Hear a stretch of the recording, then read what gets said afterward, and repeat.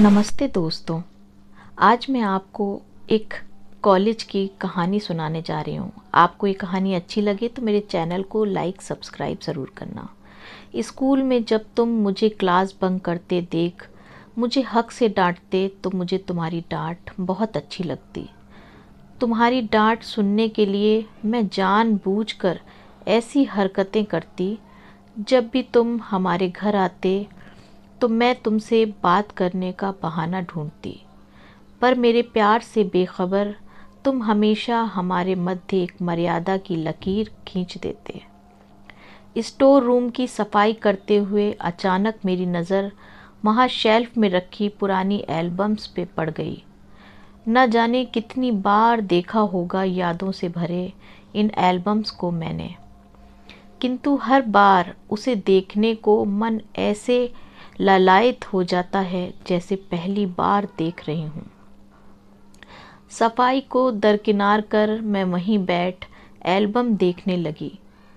परिवार, बचपन, दोस्त, सहेलियों के साथ स्कूल कॉलेज की खूबसूरत यादों का अनमोल संग्रह था उन एल्बम्स में। उन्हीं तस्वीरों में कुछ तस्वीरें मेरी और तुम्हारी भी थीं।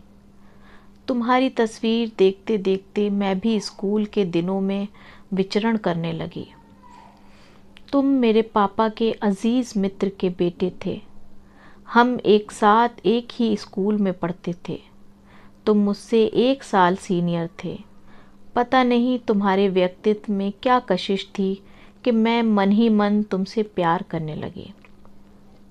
स्कूल में जब तुम मुझे क्लास बंक करते देख मुझे हक से डांटते तो मुझे तुम्हारी डांट बहुत अच्छी लगती।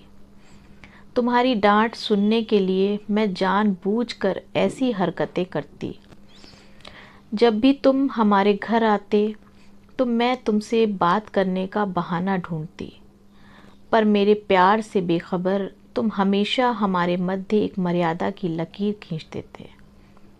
मुझे समझ नहीं आता था कि क्या तुमने कभी मेरे दिल और आँखों की भाषा पढ़ी नहीं या फिर पढ़ना नहीं चाहते थे। मैं जितना तुम्हारे नज़दीक आने का प्रयास करती तुम उतनी ही दूर चले जाते। मुझे बहुत बुरा लगता।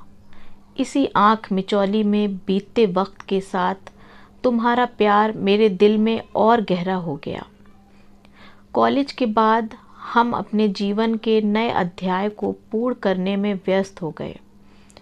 तुम शहर से बाहर चले गए थे। वक्त अपनी लय में बह रहा था। घर में अब मेरे विवाह की बातें होने लगी थीं, पर मेरे हृदय पर तो तुम्हारा एक छत्र राज था।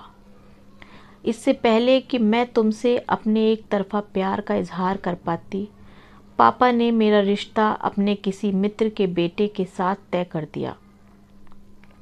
मैं बहुत रोई, गिड़गिड़ाई, शादी के लिए मना भी किया, किंतु सब निष्फल।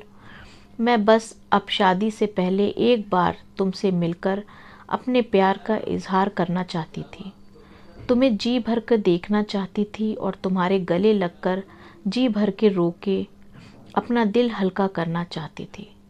उस दिन जब मैं तुमसे मिलने आई थी तो तुम्हें देखते ही तुम्हारे गले लगकर रोने लगी और रोते रोते इजहार इश्क भी कर दिया। मेरी बात सुनकर तुम ज़ोर ज़ोर से हंसने लगे। तुम्हारी हंसी पर मुझे बहुत गुस्सा आया। तुम बड़े प्यार से मेरे आंसू पोंछते हुए बोले, अभी तक नहीं समझी, पगली लगता है। तुमने कार्ड पर नाम ध्यान से नहीं पढ़ा। आरोही संग आदित्य। आदि आदि बोलते बोलते प्यार, तुम मेरा नाम आदित्य भूल गई। अरे हमारे मम्मी पापा हमारे मन की बात जानते थे। इसका मतलब तुम, हाँ आरोही, तुम्हारा प्यार एक तरफा नहीं है, पर मैं तुम्हारे पापा का विश्वास नहीं तोड़ना चाहता था, इसलिए चुप रहा। तो फिर अब तैयार हो तुम मिसेज आदित्य बनने के लिए, कहकर तुमने शरारत भरी नज़रों से देखा तो मैंने शर्मा कर तुम्हारे दिल पे अपना सिर छुपा लिया था। वर्षों बाद आज भी जब उस दिन के विषय में सोचती हूँ तो चेहरे पे तुम्हारे प्यार की लालिमा छा जाती है।